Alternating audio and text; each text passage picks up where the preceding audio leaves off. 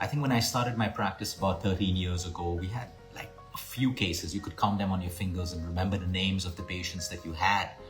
Over the last 4 to 5 years, the rate of Alzheimer's and dementia has gone up by an alarming rate, and it continues to go higher and higher.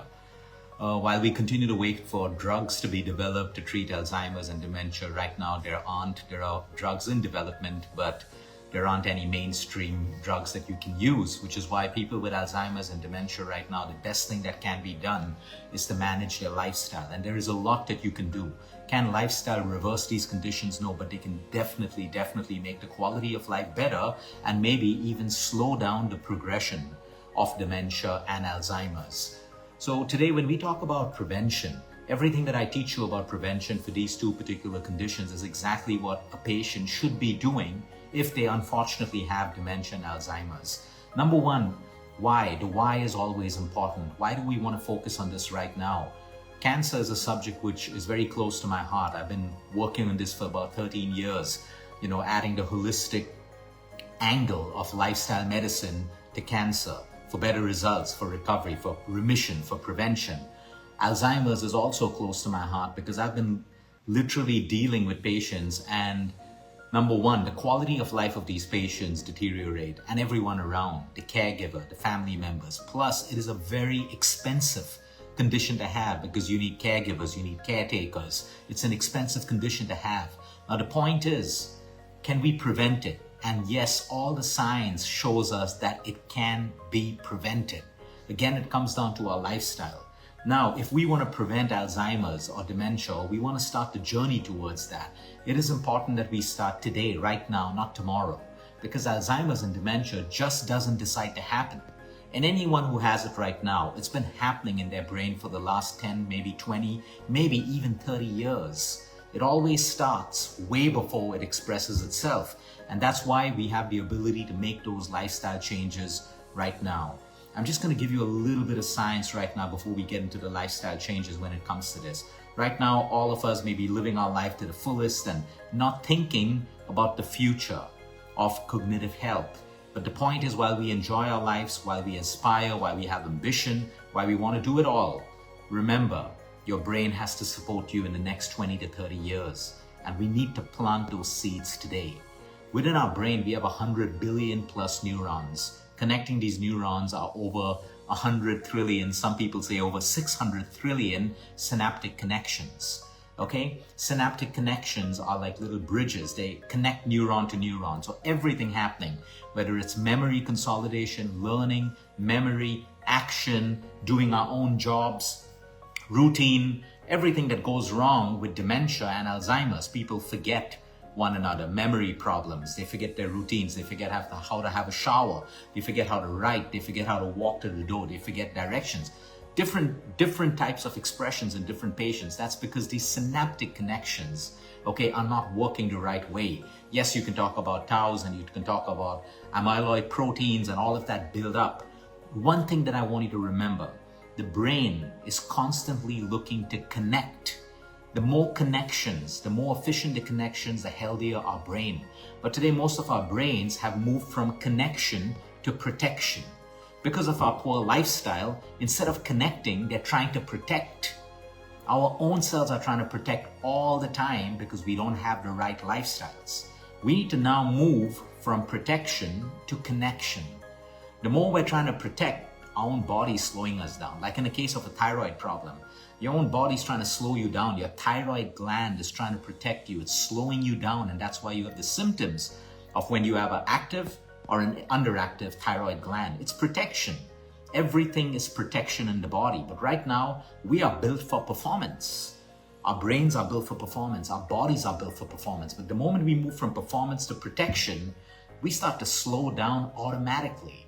A lot of us like to call it aging. But I want to tell you today that if you have symptoms of losing your memory, forgetting things, please don't ignore this. Get yourself checked up. A lot of people will say, oh, it's old age, I'm forgetting. No, you do not want to ignore these symptoms. You want to look at things like sleep apnea. Do you have the symptoms of sleep apnea? Get it diagnosed, get it treated, because all of these things have connections with future Alzheimer's or dementia.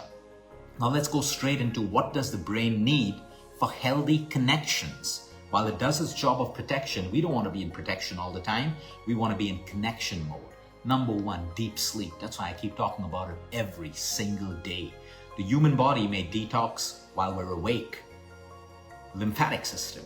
The brain detoxes and cleanses itself while we sleep. Glymphatic system. I'm sleep deprived, I have a buildup of toxins, I have a buildup of proteins that are not supposed to build up in my brain. So deep sleep, deep sleep, deep sleep. No matter what it is, get deep sleep into your everyday life. Number two, clean food. The more toxins I have, the more junk, the more processed, inflammation. Inflammation affects every single cell of your body and of your brain. Inflammation puts the body into protection, not into connection. So we need to look at the food that we eat, movement, exercise, no matter what age you are. If you have those legs and you can move, please walk, strength train, challenge muscle. Let's say you're bedridden or maybe you're in a wheelchair.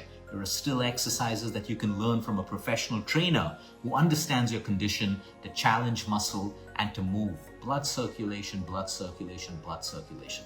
Look after your dental health. Look after your oral microbiome. Your dental health, make sure you have your appointments with your dentist. Make sure you're speaking to your dentist about more holistic, treatments rather than just root canals all the time and all of that stuff. There's a lot happening in the holistic world of dentistry and you may want to explore that. It's extremely important for you. Exposure to toxins. You want to cut this down. I know we're living in a world where our food chain is messed up. There's pollution, there's EMF, there's everything around, but do your best.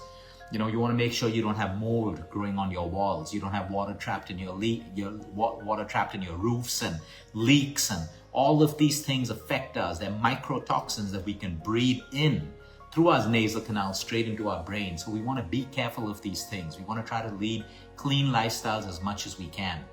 Stress levels. Stress isn't a bad thing, but if you're chronically stressed, where do you think that works? Every cell of the body and our brain as well. When we're stressed, we can't sleep. Now I'm stressed out and I can't sleep. It's a double whammy on the entire brain. We need to understand our brain controls everything. And so that's why when our brain starts to misfunction or misfire, we have problems even with our physical health.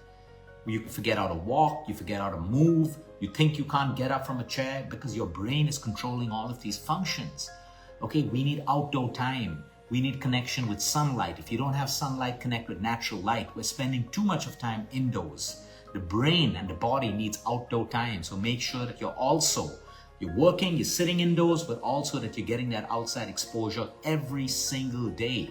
There are people today who think ashwagandha and all of these brain tonics available in the market's going to sort out our problems. No, you're just scratching the surface. They could be good for you if they suit you, but not without the foundations working. You can have all the ashwagandha in the world, you can have all the adaptogens in the world, but you got to create a foundation within the body and the brain for it to work. That's where our meditation comes in, learning to be silent, learning to pray, learning to have faith so we hand over our problems if we have faith in religion or a spiritual path, learning how to reduce the stress burden from our body and from our brain and our mind.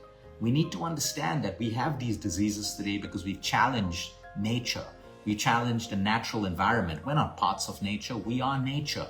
When we challenge nature, it works against us. When we align with nature, it works for us. So these are some of the tips that I can give you. Look at your diet. If you're carb heavy, it is messing you up. If you're type 2 diabetic, you have metabolic syndrome. What is metabolic syndrome? You have 1, 2, or 3 of all of these. High blood pressure, high triglycerides, low HDL, pre-diabetes, insulin resistance, or diabetes, and you're obese, or you have a large waist circumference.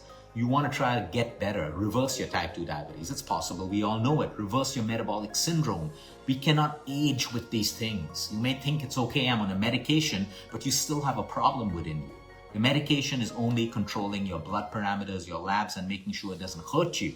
But you're still living with the root cause, which is inflammation and high sugar levels and insulin sensitivity, which is also affecting your brain. You need to understand that if you can keep insulin low, it also puts your brain in a very, very, very healthy state. And that is why look at your diets. Are you overeating carbs? Cut it down. Get more protein. Get more healthy fats. You need the right amount of fats for your brain to work the right way. Fasting, therapeutic for you. Do 12 hours, do 13, do 14, whatever suits you. But fasting is therapeutic for your brain as well. And then lastly, look at your gut. Yes, your gut is directly connected with your brain. So your gut health has a direct impact on your brain health, and your brain health has a direct impact on your gut. And that is why it is so important for us to look at these things. We Google and we say, oh, Alzheimer's, nothing we can do. No, just because there's no medicine doesn't mean that you cannot do something. We need to wake up from that lie. For the longest time, people thought type 2 diabetes, you needed a medication for a lifetime, until people learned to change their lifestyle, and today millions of people are off their medication. You need to change your mindset and believe just because there's no drug doesn't mean there is not something that you can do. So even a patient of Alzheimer's and dementia making the same changes I spoke to you, I'm not saying there's going to be a reversal, but can you slow it down? Can you improve the quality of their life? Absolutely yes. And for all of us out there, the seeds that we plant today will determine how our next 5, 10, 15, 20, and 30 years is going to be. Too many people out there loading up on supplements, loading up on nutraceuticals in the name of longevity, not forgetting that the basic foundations need to be in place. And we're seeing this with Alzheimer's and Parkinson's and dementia patients every day.